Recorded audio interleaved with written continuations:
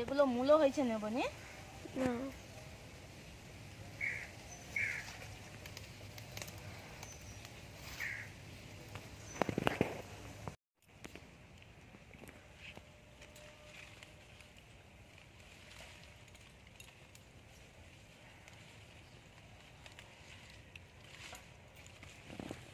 একদম নরম শাক দেখ। নমস্কার বন্ধুরা, মিতা ডেইলি কুকিং অ্যান্ড ব্লগে আপনাদের সকলকে স্বাগত। এই দেখুন মূলো শাক তুলতে চলে এসেছি। আজকের মূলো শাক ভাজা করব। এই দেখুন টাটকা একদম নরম। আর যেগুলো মূলো হয়েছে নেব না, ছোট ছোট দেখে যেগুলো মূলো হয়নি সেইগুলো নিয়ে নেব।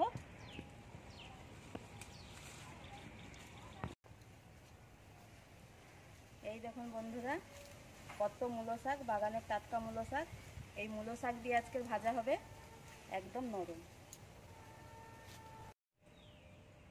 এবার মূলো শাকগুলো বেছে কুচিয়ে নেব।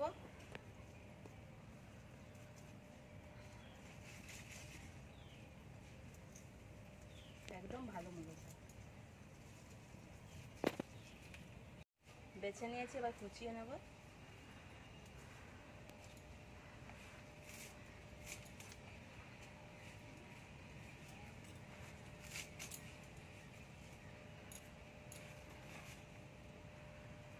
ডাঁটাগুলো ফেলবো না, একদম ছোট ছোট করে কুচিয়ে নেব।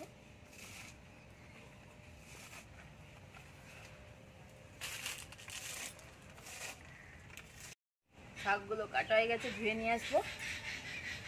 ধুয়ে নিয়ে চলে এসেছি। এবার লবণ দিয়ে মাখিয়ে নেব,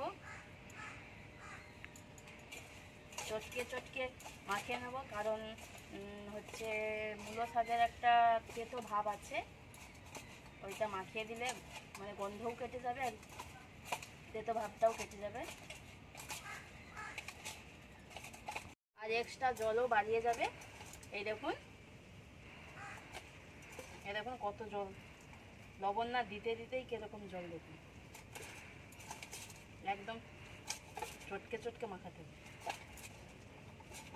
ধরে নিয়েছি। আর একটা জিনিস দেখাচ্ছে, এই দেখুন শাক থেকে কত জল বেরিয়ে গেছে। তাহলে শাকটা ভালো করে মানে তাড়াতাড়ি ভাজা হয়ে যাবে। হয় খুন্তি করে যাবে। আমি শুকনো লঙ্কা ভেজে নেব।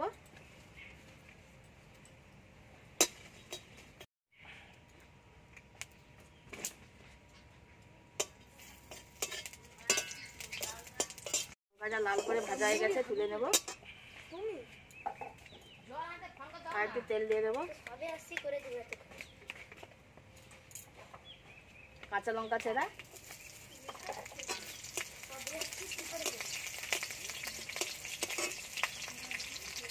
এবার আমি আর একটু শাক চেপে চেপে, এরকম এখনো জল আছে, এবার শাক দিয়ে দেবো। এরকম এখনো কত জল, লবণ মাখিয়ে রেখে তুললাম না, এই দেখুন।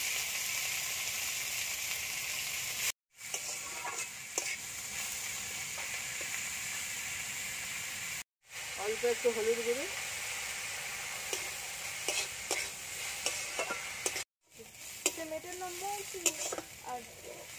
এই দেখুন শাকটা প্রায় হয়ে এসছে। এবার এখানে আমি পেঁয়াজ, কুচানো পেঁয়াজ আর শুকনো লঙ্কা আর একটু লবণ নিয়ে নেব।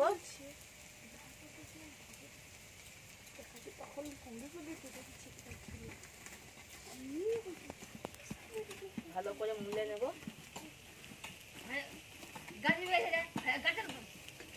শাকে আমার লবণ দেওয়া ছিল, আর যেহেতু জল বেরিয়ে গেছে তাই লবণটাও বেরিয়ে গেছে, তাই অল্প একটু লবণ দিয়েছি।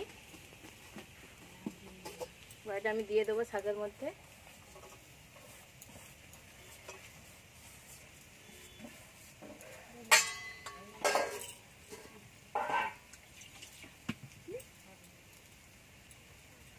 সামান্য একটু তেল